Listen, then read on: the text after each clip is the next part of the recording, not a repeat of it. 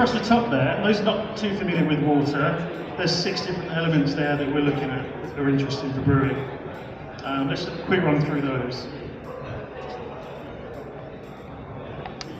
And they're all important in different ways. Some are more sensory and some are a bit more critical in terms of the fermentation. Calcium's a good example. We need calcium, and if you haven't got any, you're going to add some because it aids in enzymatic activity during the mash, gives you nice extraction, aids in the yeast population for a nice clear beer, and so on.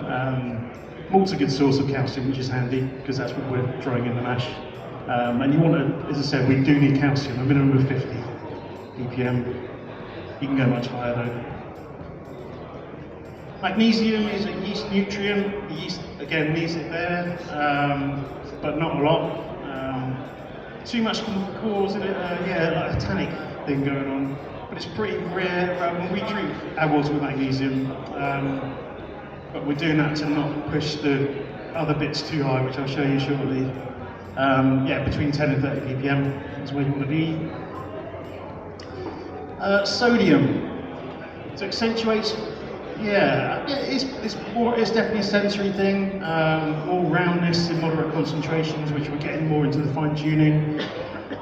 Keeping it below 50 is desirable for most pale beers, it says there, can be higher in darker beers, as is higher.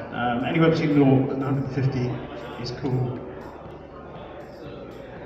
Sulfate, now I'm getting into definitely the two that are interesting for your fine tuning.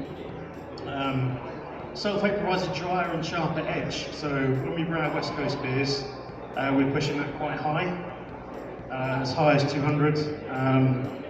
Says only between 0 and 350 is okay.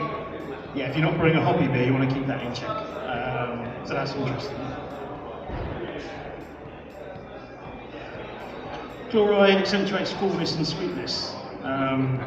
And when you get into the fine tuning between your various pale ales, your New Englands and your West Coast, people talk about the ratio of the two being important, and I agree with that. Having experimented with it, we've gone through the sensory. Softer pale beers will go 1.5 to up to 3 to 1 in favour. Chloride to give you that more of that softness, that round mouthful.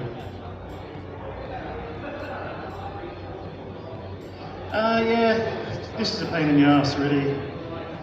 Bicarbonate, it's a buffer. Yeah, it's going to cause problems with your mash if it's high, and you need to acidify usually, or radiate them using salts. We need some there to balance acidity of dark malts, which is why London water is great for dark beers. Our water is great for dark beers because this is high, and it helps kind of fight against the harshness of the dark malts. Gives that nice smoothness to your dark beers. So you bring dark beers with soft water, you're going to push this up.